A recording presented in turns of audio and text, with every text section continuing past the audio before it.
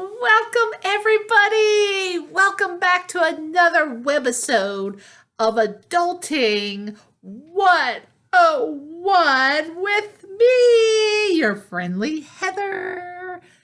Yay! My name is Heather, and I have 2 college degrees, one in accounting. I've helped multiple friends and associates with their financial questions and budgets. I want to help teach you, yes, you, that finances don't have to be scary. Ooh, da, da, da. So today's webisode of Adulting 101, we're going to deal with the da da da da da da da da da da da da da da da da da da. A check. Yes, a check. Oh my goodness! I know it's so last century, man. It is last century. With the technology, it has almost made this non-existent, this poor little check. Oh, how I remember back in my day, that's all you had, a debit card for the ATM, and that was it. Well, you had credit cards, but I didn't have that when I was growing up. Or you had a check. A check, my friends.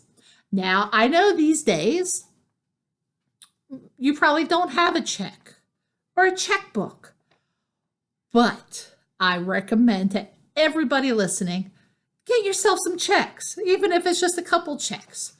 Put them in your lockbox, put them in your handbag, store them somewhere where you keep your financial documents. I hope you keep your financial documents in lockboxes. But because you never know when you might need one. An example, water company doesn't accept debit cards or credit cards. They send you a bill. You got to send in a check, unless you want to drive down there. But who wants to drive down there to the water company? Not me. Oh, so get yourself a check. Another example, when my husband and I were closing on our house, we had to write out a check for the difference in interest. If I didn't have a check, we wouldn't have gotten a house right then and there. So get yourself some checks. And are they free? I don't know if they're free anymore. They used to, sometimes your bank would offer, your bank or credit union sometimes will give you free starter checks. Get you some starter checks. Let's talk about some checks. You opened up your account, you have an account, you got yourself some checks. Let's talk about what is on a check. How do you fill it out? I am shocked. When my husband and I, after we first got together, didn't know what a check was, didn't know how to fill out a check. My younger brother doesn't know how to fill out a check. This, my friends, is why I'm here. Don't be that person. That's why I'm here to help. So let's talk about our checks. This is a check. A simple check, a blank check I got online. A blank check. So first off, we have our date. What date do we put in there? The date we put in there, now depending on what you're doing, if you're paying today, you can put today's check date. I always recommend putting in today's date. I repeat, don't post-date a check and expect them not to cash it. This was a big thing back in the olden days. You didn't want the company to cash your check for another week, but the bill was due tomorrow, so you sent out the check hoping they wouldn't. Not gonna fly these days. It doesn't matter what you put on this date for the most part. They're gonna cash it. So let me get my nifty pen. So what is today's date? Today is June 19th. Now there's a lot of different ways you can write your date. I always write the month. Let's see. June. Now, mind you, I don't use a black marker. I use a pen, but just so that you can see, June. And then, because it is the 19th of the month, June 19th, And you notice they already have 20. I remember when that was a 19. 20. And then what year is it? It's 2019. So we're going to put June 19th, 2019. That's your date. Now this next part is pay to the order of. This is the company or person that you're writing the check to. This is the person or company that's going to deposit this check, and it's going to take the money out of your account and put it in their account. So let's think of a company. Let's see, say you owe the water company. Now, it's important that you follow the directions, whether it's a person's name, make sure you put their whole name or what they are known by. So if it's your Uncle Bob, don't put pay to the order of Uncle Bob. Ooh, no, because your bank might, or their bank might decline it. And then that'll be a hot mess. And you'll have to write out another check. So pay to the order of Bob Smith. Or if it's a company, to the Great City Water Company. A lot of times on bills, when you receive a bill, it'll tell you, make it out to this, ... Or even if you have children in school, a lot of times they want checks. So let's say we're paying our Uncle Bob. Say he did our yard for us and we feel inclined to give him some money. So let's put Bob Smith. Now, it's important that you write clearly. Don't cursive. Ooh, I've seen so many checks that you can't even read what they are. So you're going to put on this top line, Bob Smith. We're paying Uncle Bob for some gardening, maybe. Maybe he helped us out, or, I mean, whatever. Oh, and also another thing. Be careful if you're sending birthday cards. Do you send birthday cards? I send birthday cards. I grew up sending cards. You always send a check. Please do not send cash in the mail. Please do not send cash in the mail. Because if, God forbid, that envelope gets open, whoosh, your cash is gone. Not anybody can just cash a check, but a lot of people will take that cash. So, okay, Bob Smith, Uncle Bob, did our lawn. What do you want to give him? $50? $50? All right. So, let's write in. All right. So, in this little tiny box with the dollar mark, write in your amount. 50 dot decimal 00. $50. If it's pennies, don't round up. Well, you can round up, but don't. If they want $50.25, you write 50.25. You put in whatever you owe, because you don't want to pay people more, especially with bills. You don't want to pay more unless that's what you're doing.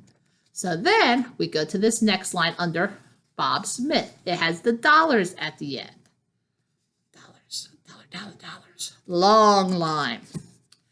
Now, this is where, my friends, you have to write out the words, complete words, of the money you put in this check box.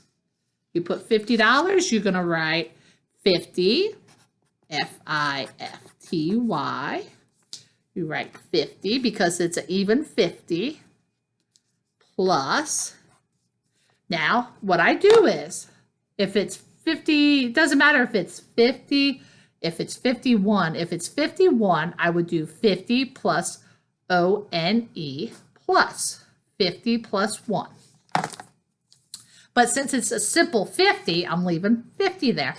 Make sure, even if you're not paying any cents, you put a 00 slash over 100. So let me show you. A 00, 00 slash over 100. This says it's 00 cents over 100 cents. How many cents are in a dollar? 100 pennies are in a dollar. Now, if it was 25, you would write 25 over 100. Now, this is important too. I always, after I write the cents out, if I have any room on this line, and sometimes you won't. Sometimes if it's like, for example, $1,000 and $1,585, you're going to use every last little bit of line. But if you have some line left, I always draw a dash, just so that somebody can't come behind me and say, ooh, I'm going to change this into $5,000 or $500, and then they can write on that. Okay, now one thing that's not on my blank check is my bank. There usually is a bank logo here. Next line is memo. What is a memo, I ask you?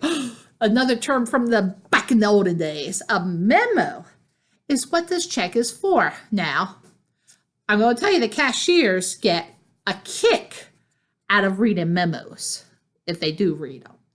Memos are for your purpose or the recipient's purpose. It really doesn't mean much, and if you can leave it blank if you want, or when this clears and say, I don't remember writing a check to Bob Smith. What in the world is it for? You can write in the memo. So let's say Uncle Bob did our yard work. So we can put yard work, happy face. I don't know. I like happy faces. So you can put yard work, happy face. Sometimes if it's for a service, I'll put yard work, thank you, exclamation mark. And they might not even see it. They might not even care. But, it can't hurt. But it's for your knowledge. So when this clears and you see it, you'll see an image, a copied image of the front and the back of the check when it clears through your bank, and if you do online. So then the next important, this check is not valid until it has your John Hancock, your signature right here. If it doesn't have your signature there, they can't cash it. They can't. So let's see. So now your signature, you want to try and sign it how you sign your name on formal documents. So if that's my signature, then that's it. Even though that's a hot mess and you can't really tell, but that is a check. Now, at this step, you're done. You wrote out a check to Uncle Bob, whether you hand it to him, give it to him, mail it to him, you're done. Now what's on the back? Say you receive a check from Uncle Bob. Say Uncle Bob says, I cashed your check, but you paid me too much, so here's 20 bucks. And he gives you a $20 check. Written out like this, but to you, what you're going to do, you're going to flip it on the back. And there's going to be a line with an X. When you flip your check over, front check, back check. Now, sorry about you can see that. Don't use markers when writing checks, but you'll have an X. When you go to cash this check, it's important that you sign the back of the check. So we're going to sign blah, blah, blah, blah, blah, blah. And there, this check is now ready for deposit when it's signed. Now you can do the web deposit, which I love. Awesome. Or you can take it to your bank and deposit it. And voila. And hopefully everything's okay with the check.